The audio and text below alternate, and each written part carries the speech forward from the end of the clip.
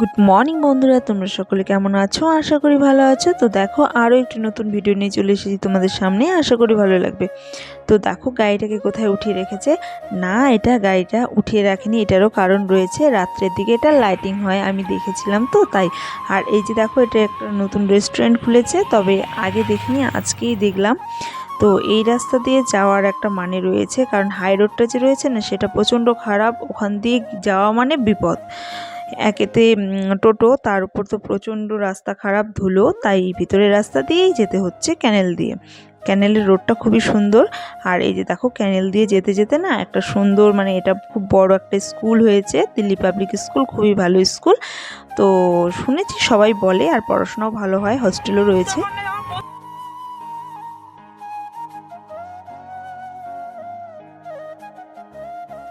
তো দেখো, এই যে কথা বলতে বলতে চলে এসেছি উত্তরকন্যায়। তো এটা মমতা দিদি আর কি এটা উদ্বোধন করেছে, মানে তারই উদ্যোগে এই উত্তরকন্যা। আর উত্তরকন্যায় আমি এর আগে এসেছিলাম বলতে চাকরির ফর্ম ফিল আপের জন্য এসেছিলাম। প্রথমে যখন উত্তরকন্যা মানে শুরু হয়েছিল, তখন এখানে ইন্টারভিউয়ের জন্য আর কি ফর্ম ফিল আপ হয়েছিল, তাই এসেছিলাম। তবে এটার কোনো খোঁজ খবর পাইনি, কেউই পায়নি। তো যাই হোক, জানি না তারপর কি হয়েছিল, আর খোঁজ খবর নিইনি।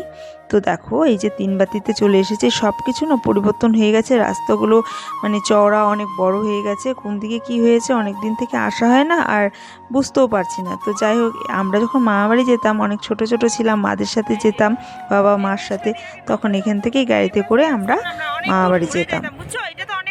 তাই দেখছি, আর এখন তো আসাই হয় না।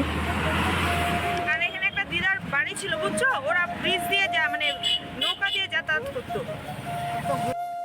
তো এই যে ব্রিজটার আর কি, এটা তো বেশি দিন হয়নি ব্রিজটা হয়েছে, যখন আমরা ছোট ছিলাম তখন ওই ব্রিজটা হয়নি। তো আমরা তখন জলপাইমুড় হয়ে যেতাম। মানে কে বলছি,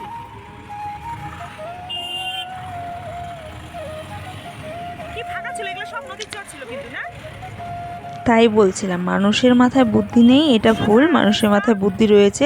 কারণ দেখো, অনেক কদিন পরে এসেছি, তবে বহু বছর পরে না, অনেক কয়দিন পরে এসেছি। তো এগুলো তো বালুর চর ছিল, কিন্তু এখন দেখো কি সুন্দর হয়ে গেছে, জায়গাগুলো চেনাই যাচ্ছে না।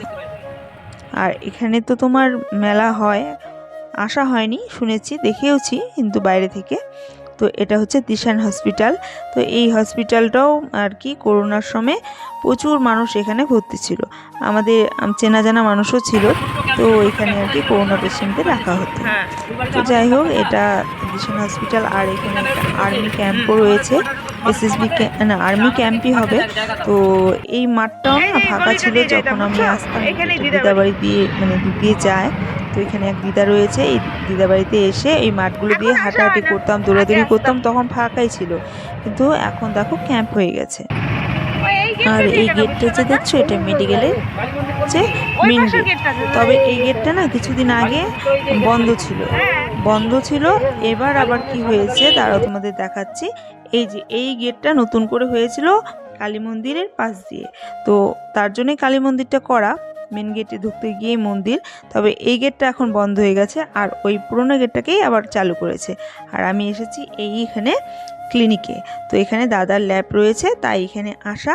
তো দাদার ল্যাবে মার ব্লাড টেস্ট করব আজকে। আমি মাকে নিয়েই এসেছি, মানে মার কিছু টেস্ট রয়েছে, তো মাকে ওখানে টেস্ট, মানে ব্লাড টেস্টের জন্য ব্লাড দিচ্ছে দাদা রয়েছে। আর আমি অনেক সকালেই এসেছি, খালি পেটে আর কি টেস্টটা করতে হবে, মা তো খেতে পারবে না। সেই কারণে আমি একটু মানে পুরি আর মিষ্টি খেয়ে নিলাম। তো ওই দাদাও খেয়েছিল, বললো ভালো বানায়, তাই সে মানে খেয়ে নিলাম। তারপর আমার মামাতো দাদা, এই যে দাদাও আমাদের সাথে যাবে। তো এই যে রিজেন, এখানেই আমরা আর কি মার হচ্ছে আল্ট্রাসাউন্ড করাবো, আর কিছু টেস্ট রয়েছে করিয়ে তারপর মার জন্য একটু হালকা পাতলা আর কি জল আর বিস্কুট নিয়ে মাকে বললাম তুমি এটা খেয়ে নাও, আরও কিছু টেস্ট রয়েছে আমার, তারপর ভারী কিছু খেয়ে আবার বাড়ি যাব, কিন্তু অনেকটাই লেট হবে। তো এই যে এই ক্লিনিকে এসে মার, মানে এখানে রিসেপশনে দাদা কথা বলে নিচ্ছে, আর আমরা এদিকে বসে রয়েছে। মাকে বললাম তুমি জল বিস্কুটটা খেয়ে নাও, কারণ মা তো সকাল থেকে কিছু খায়নি, খালি পেটে ছিল টেস্টের জন্য। তো সেই কারণে মাকে একটু খেতে দিলাম। আর অনেকটা ব্লাড নিয়েছে।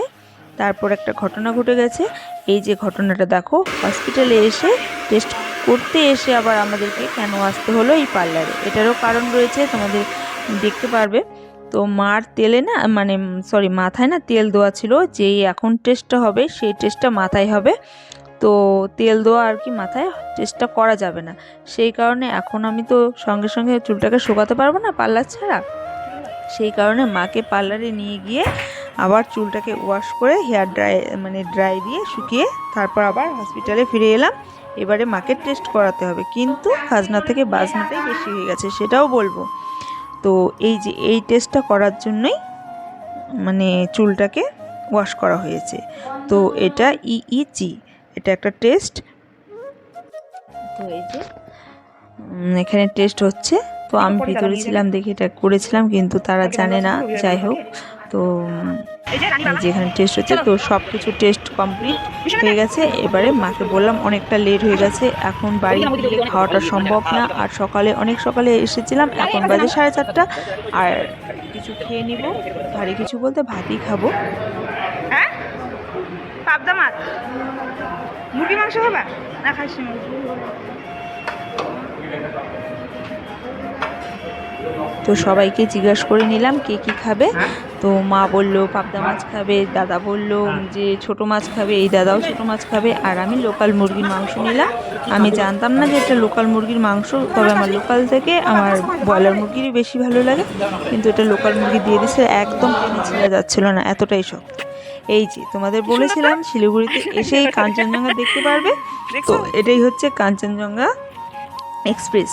তবে এটা সত্যি না, সত্যি দেখতে একদমই সত্যি, কিন্তু তবে সত্যি না সেটা, এটা একটা সিনারির মতন, এটা একটা ঘর, এখানে আর কি গাড়ি ওয়েট করা হয়।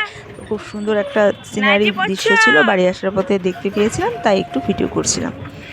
আর এই যে এটা ছিল একটা ভাস্তি, তাই একটু ডেকে বলছিলাম তুমি নাইটি পরেছো, সেটাই। তো মাকে এই যে বাড়ি পৌঁছে দিলাম, কারণ মাকে বললাম আমাদের বাড়িতে যেতে, মা বললো আজকে যাবে না। তাই বন্ধুরা, ভিডিওটি ভালো লাগলে লাইক শেয়ার কমেন্ট সাবস্ক্রাইব করে দিও। Bye bye.